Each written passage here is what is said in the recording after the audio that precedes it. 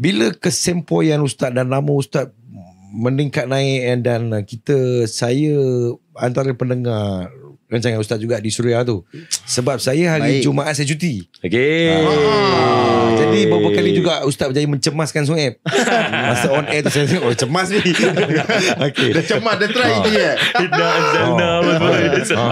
Akan tetapi Ustaz, tiba-tiba ada satu kontroversi yang menyebabkan Ustaz, biar betik Ustaz ni Ustaz. Boleh ceritakan kronologi je Ustaz. Saya sedih tau masa tu. Sebab saya tengok beberapa kali di media sosial Ustaz buat permohonan maaf. Betul. Dah sampai tahap macam tu. Saya jadi sedih.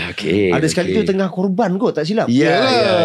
Pasal hari haji tu kelang kabut, buat video, buat penjelasan. Tapi Hentam. orang masih bantai.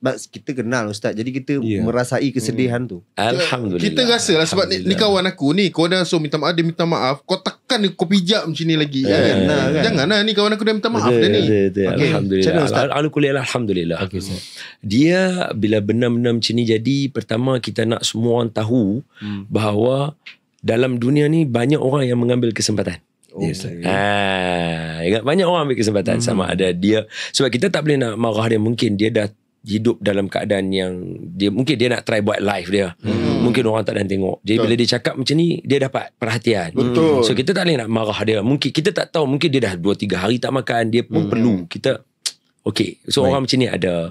Jadi kita nafikan macam mana pun, as long as you tap dengan orang seseorang tu, you nak ambil kesempatan lah. Betul. Itu je. Okay. So ada orang macam tu, dan itu antara yang paling penuh. Dan yang kedua, kita kena bagi tahu juga kat masyarakat,